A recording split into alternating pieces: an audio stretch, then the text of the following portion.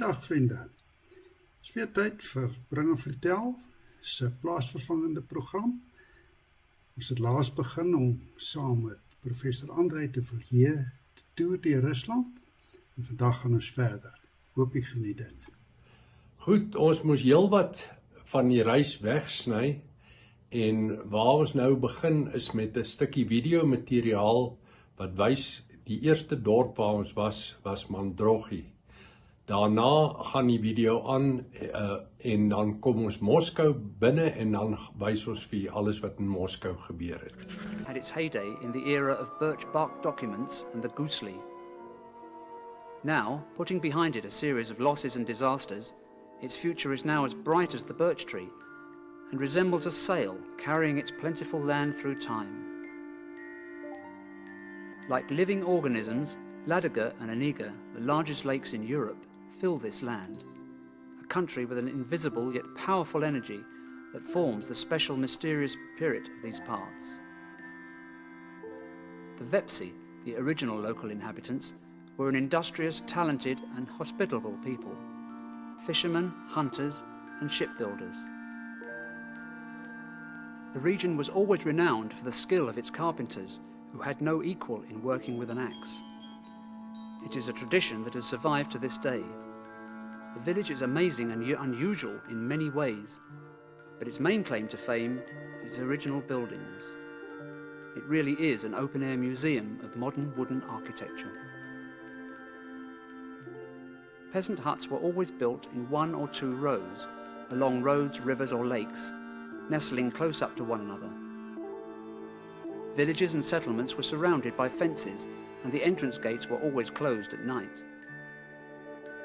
The building of a house has always been a significant event, but it was not only important to decide on practical matters, providing a roof over your head and that of your family, but also to arrange the living space so that it was filled with the blessings of life, warmth, love and peace. It was only possible to build such a house by following the traditions of your ancestors. Great importance was attached to choosing the site for a new house. This was naturally based on practical considerations. The site had to be dry, high up and bright.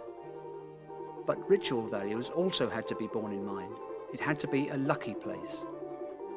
A lucky place was one that was already inhabited, so had stood the test of time.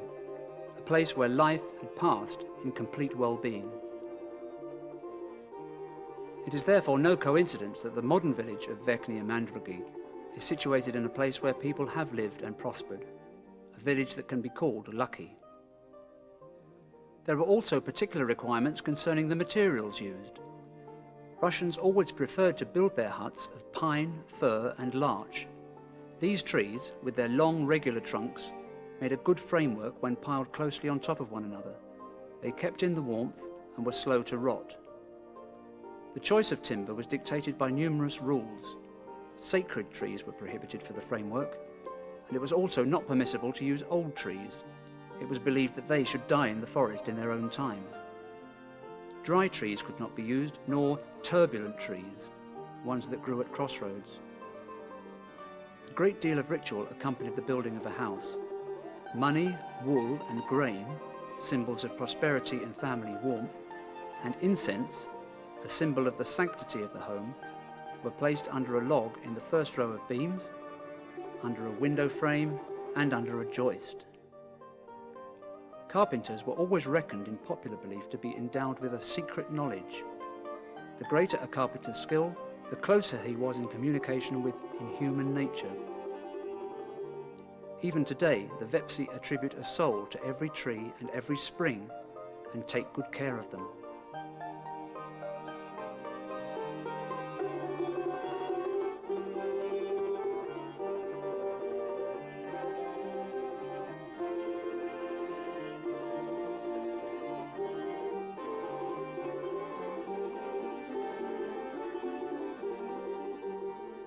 The pride of the village is the only elk nursery in northwest Russia, where the elk are so trusting of people that they will eat bread from your hand.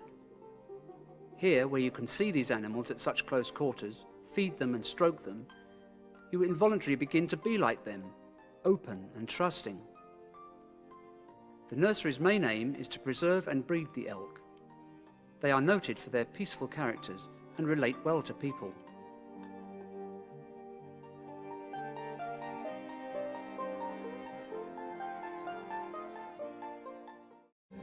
Next morning we are in the Moscow Canal, which was built in the late 1930s. Many men died during the building of it. The forest along the canal, which is about 300 meters wide, the white trees are beech trees. Residential buildings on the outskirts of Moscow. These high-rise buildings are just as we enter. And here is the northern river terminal where ships dock. Usually about 10 to 12 ships are there at one time. The weather is now quite warm. We go on a city tour, and here is our guide, Leonid, or Leo as he's called. He wore this t-shirt for 2 days, and by the second day it had a distinct pong about it. This is the Petrovsky Palace, which we pass on our way to the center of the city. A street scene where you see that the cars are very much the same as in South Africa. The statue of running horses in the front of a racing stadium, horse racing stadium. One of the 8 prestige buildings built in the early 1950s to indicate progress in the Soviet Union. It is now a Radisson Hotel.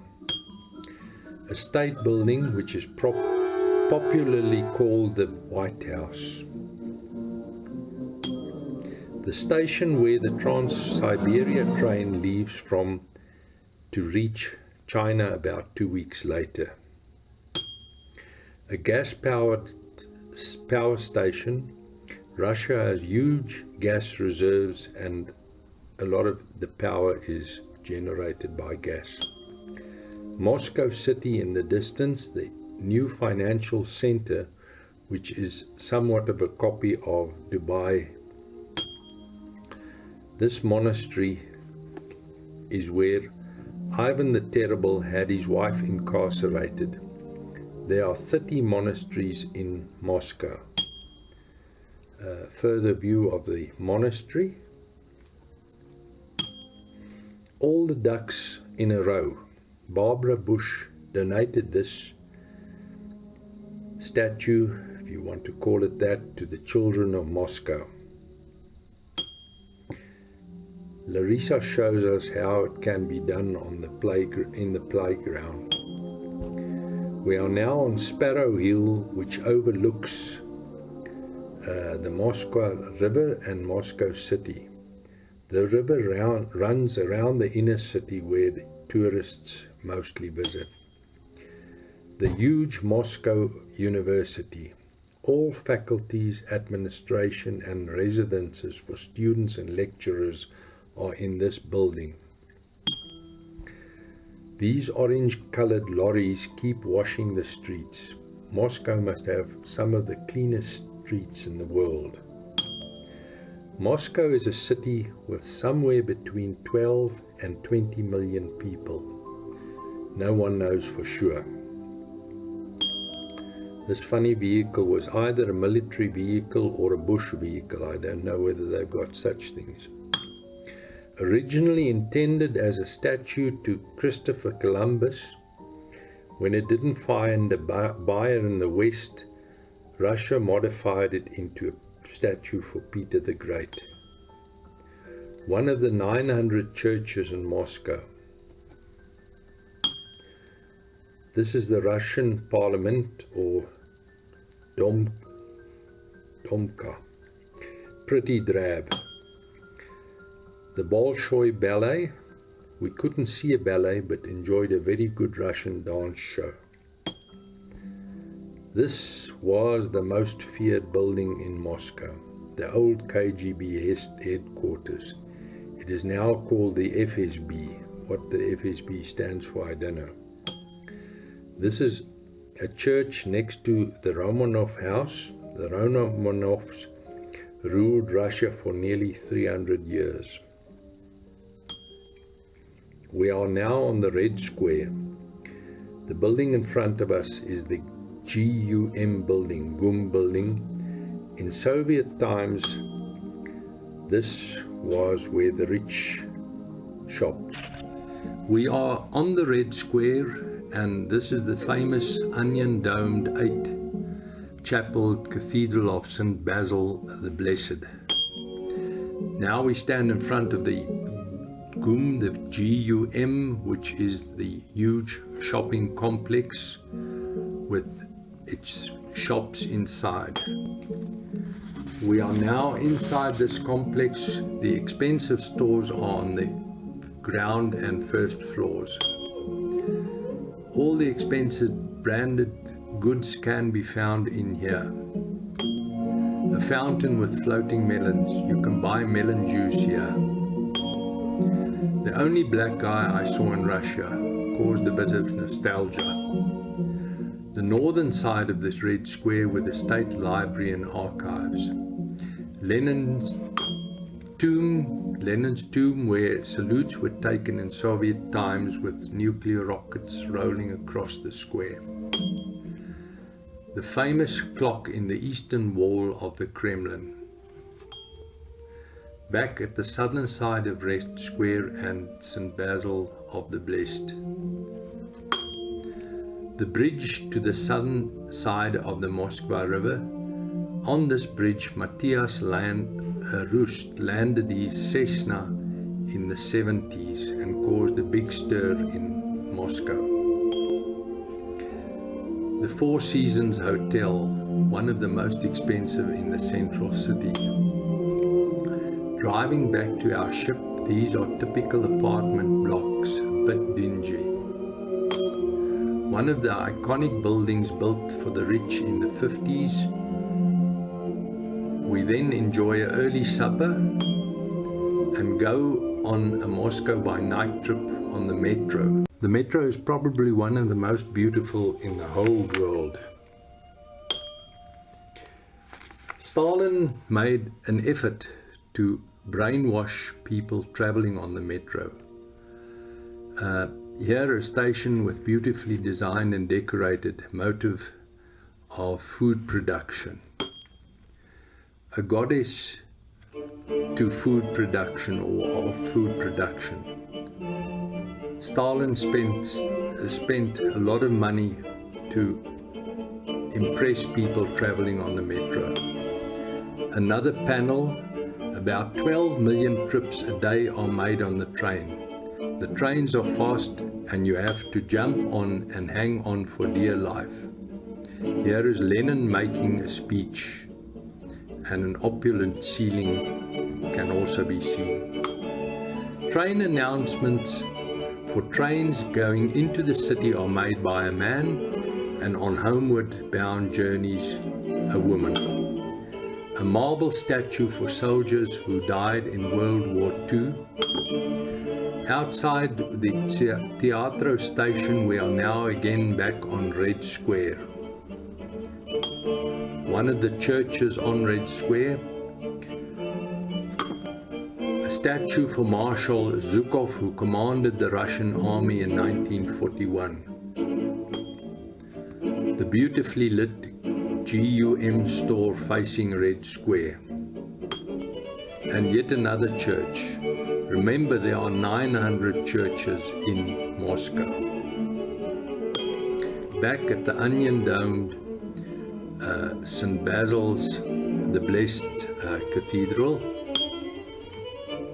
We're looking up the Moskva River at night, and as you can see, electricity seems to be extremely cheap in Moscow. Next morning, we are on our way to the Kremlin early. The entrance on the opposite side of the Red Square, where we fall in a queue. Fortunately, we are early.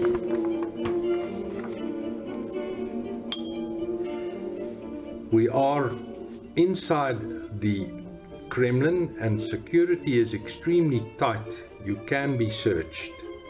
This is a cannon captured in the Napoleonic War. The western tower in the wall. The building on the left was built in the 1950s for Communist Party congresses. We are now facing the Senate building where Putin's offices are. He didn't invite us in to tea.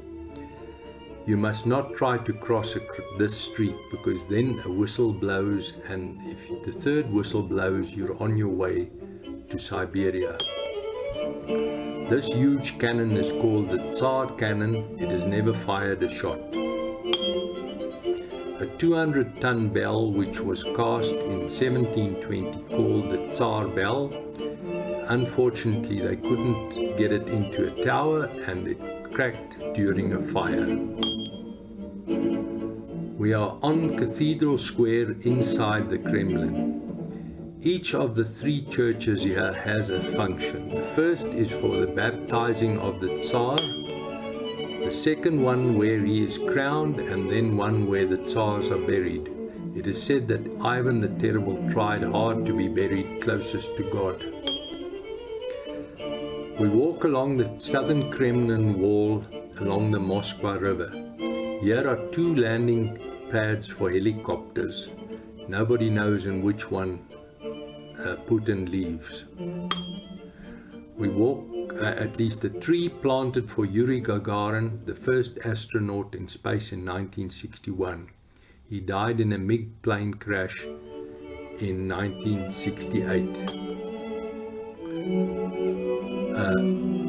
We walk out the east gate of the Kremlin onto the Red Square, where they are preparing for a huge music concert. This poor guy has to stand here upright while girls want photos with him. Driving back to our ship, one of the buildings not in such good taste. We attend the Russian national dance show Kostroma, a fantastic show.